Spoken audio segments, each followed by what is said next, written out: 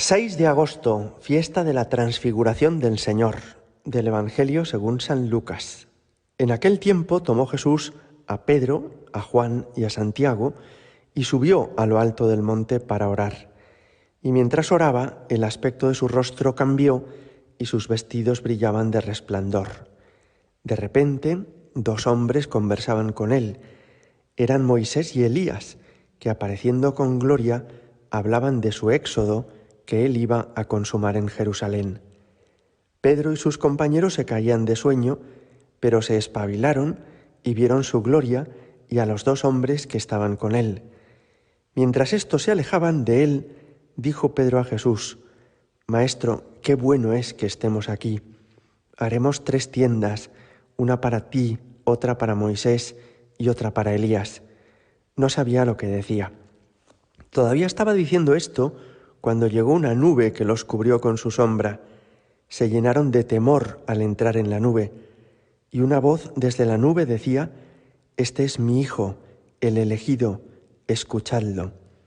Después de oírse la voz, se encontró Jesús solo.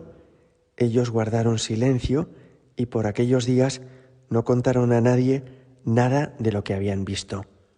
Palabra del Señor. Hoy celebramos esta fiesta tan maravillosa de la transfiguración del Señor, en la cual cambió la figura de Cristo. Eso quiere decir transfiguración, cambió su aspecto. Estaban los apóstoles acostumbrados a verle normal, como uno de ellos, y aunque habían visto que hacía milagros, que multiplicaba los panes y los peces, que curaba a los enfermos, ellos tenían la impresión de que tenían a Dios a su lado y que era completamente como ellos, salvo en el pecado. Dice el autor de la carta a los Hebreos que en Jesús habita corporalmente la plenitud de la divinidad. Y ese es el misterio que él conserva mejor, ¿verdad?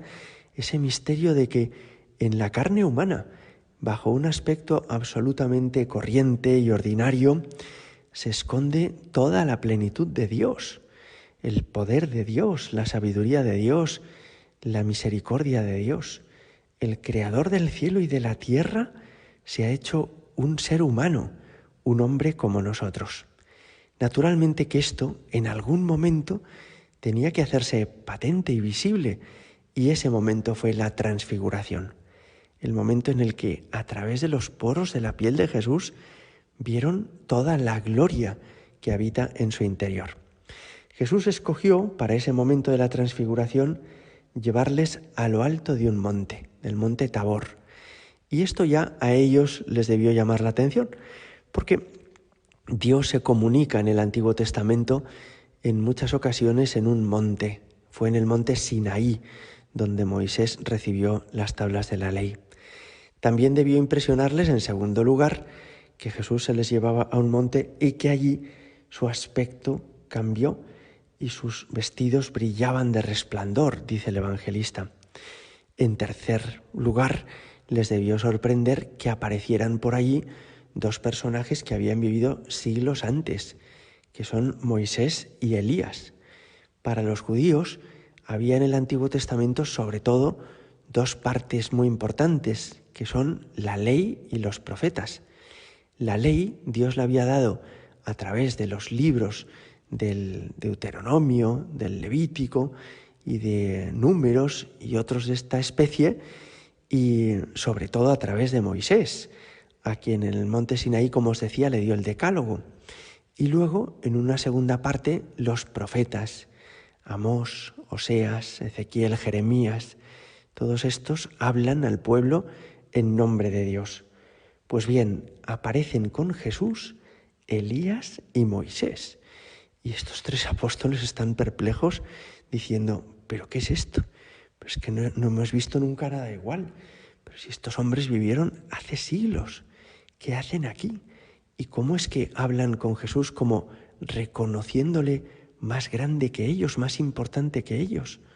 Todo esto les hace ver que Jesús no es simplemente un profeta más, sino que todo el Antiguo Testamento converge en él, que en el fondo toda la revelación de Dios anterior iba encaminada a presentárnosle a él.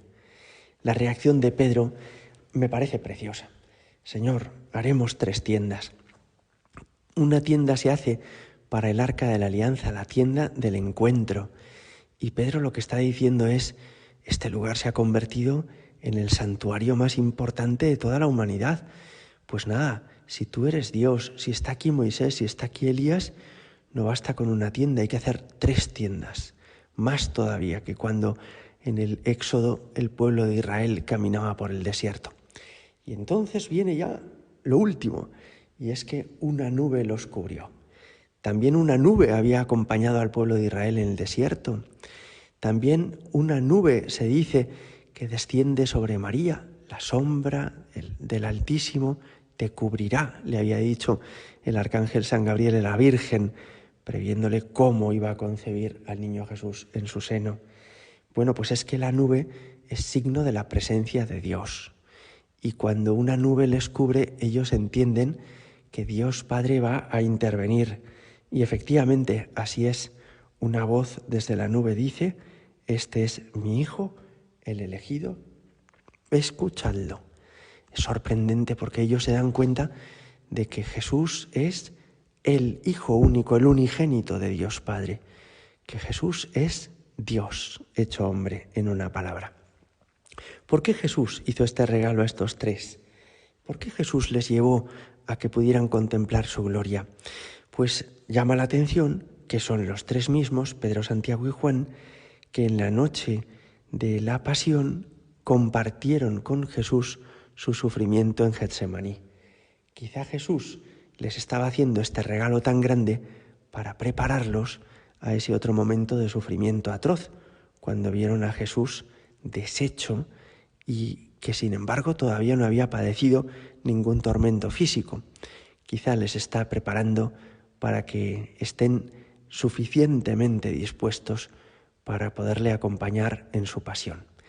Es curioso que lo que hay de común en los apóstoles, tanto en este momento como en Getsemaní, es que decía tanto un evangelio como otro, Pedro y sus compañeros se caían de sueño. Es decir, a veces no somos como conscientes, ¿no?, de los regalos que Dios nos hace. A veces es tan grande lo que Dios quiere mostrarnos que nosotros, que somos tan limitados, ni nos enteramos. Hoy te pedimos, Señor, ayúdanos a acompañarte como estos amigos tuyos y a que seamos capaces de comprender tu grandeza y también que tú quieres salvarnos por medio de tu pasión. Gloria al Padre y al Hijo y al Espíritu Santo, como era en el principio, ahora y siempre, por los siglos de los siglos. Amén.